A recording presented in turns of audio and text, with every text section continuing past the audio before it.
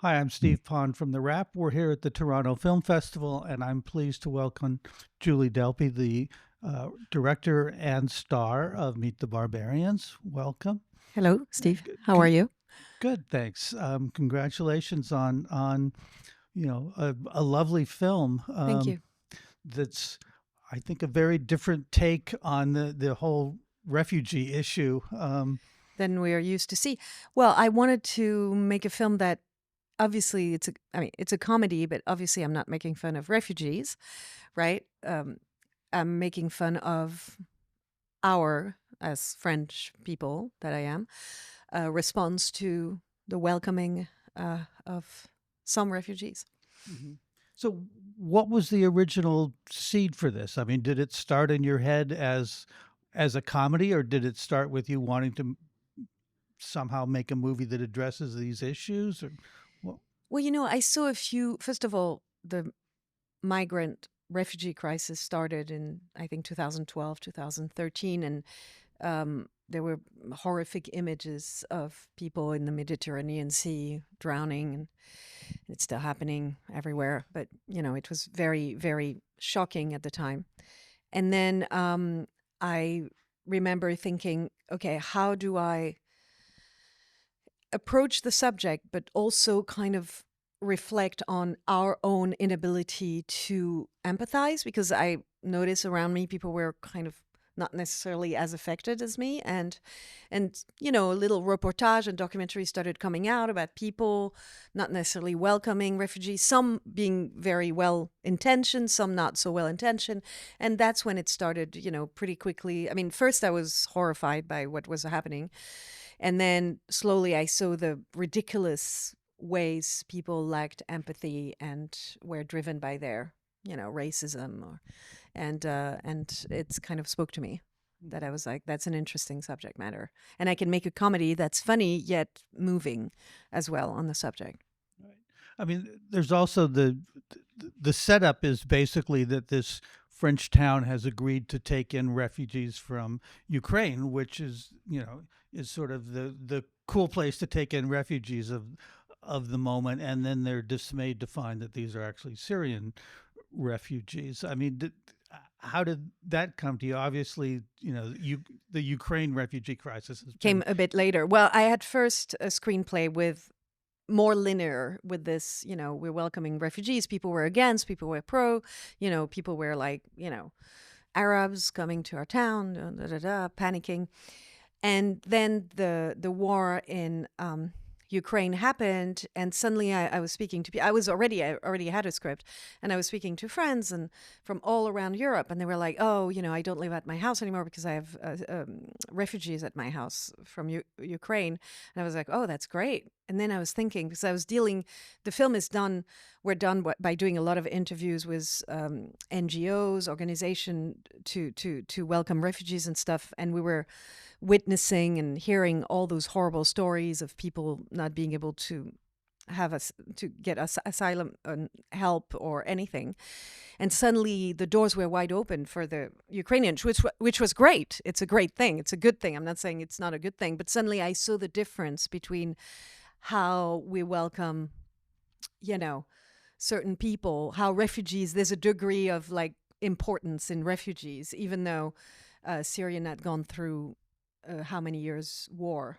I feel like the way it's set up is sort of key because you start out, we don't meet the refugees for maybe the first 15 minutes of the Yeah, movie. What we're doing is through sort of fake documentary footage, we're getting to know the residents of this town, yeah. and all of the humor is basically coming from them. So you're sort of already making fun of the townspeople before you bring in the refugees. Well, I had to. So you set up, it was sort of a setup, and I thought a sort of fake documentary. I mean, a documentary on the town that was originally a documentary on welcoming refugees to, kind of like the mayor wants to have a little fame moment for doing something great. Well, suddenly it's not as simple with Syrian refugee, but it's a great way to set up a whole town with interviews. It's like this guy and I think that, and then, you know, slowly you discover the kind of people they are. So, how do you calibrate the tone as you're making the film? Because there is a lightness to it, but you're dealing with serious stuff. You're dealing with people who have lost family members and lost limbs and all of that. So, how do you get the tone right?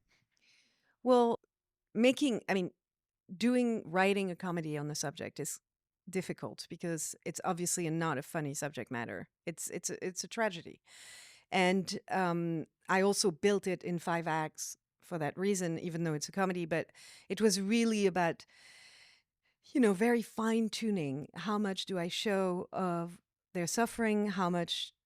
How far do I go with the comedy? Because you can't go back and forth all the time. If you go too far into tragedy, too far into comedy, so you have to find the right dosage. There's a scene where the family shows their what they've been through, so the village, the people from the village would empathize with them because some of them don't really understand what they're coming from. And I couldn't show much of it. I didn't want to show much of it. First of all, I thought it was stronger to play it on their faces, to understand what they feel now, not what they've been through, with what they feel now, how it affected them. And actually, I have to tell you, when we shot this scene, the whole group of actors that play this family, this Syrian family, we had to stop. I mean, we had to let them be for a good half hour to an hour after we shot this, and we shot other shot of people in between because they were really affected by seeing bits of a real documentary. Were there other things about the film that were the biggest challenges for you in making it? Listen, we found money to make it, but it was a bit of a struggle with some companies. Some people felt, first of all, to be a bit horrible, but it's not my words, it's the words of some financiers. Oh, no one gives a shit about, you know, Syrian refugees anymore. I was like, wow. But, that's the way people think. You got to make money. So, anyway, so I was like, okay, I'm not going to let that deter me. I'm going to keep on going because I think my film is a very different take than a lot of films, and I believe it's important to make films about that subject matter. So I kept on fighting with my producer, Michael Gentil. We kept on fighting and fighting. And eventually we got enough people on board to be able to make the film. But it's true that also the criticism of politics in France is something that French don't always, at least financiers are a bit nervous about, right? So, you know, self criticism in France is not the biggest thing. It takes a French woman that lives in the US that comes back to France to make a film about, like, oh my God, you guys are you're racist. It's like, but not all of them. And of course, I'm not giving lessons to anyone because I think, I make fun of everyone in the film, even the people that are overly, my character that plays like the teacher that wants to save the world. And I'm also sort of, you know, being a bit teasing her as well. Right. Although we do get a lovely coda for her story where we see what she's gone to after the events of the story. Yeah. She lives what she wants to be for real, which is work in the field of humanitarian work. Yeah. Well, congratulations on the film, and Thank thanks you. for coming and talking to us. Thank you so much. Sure.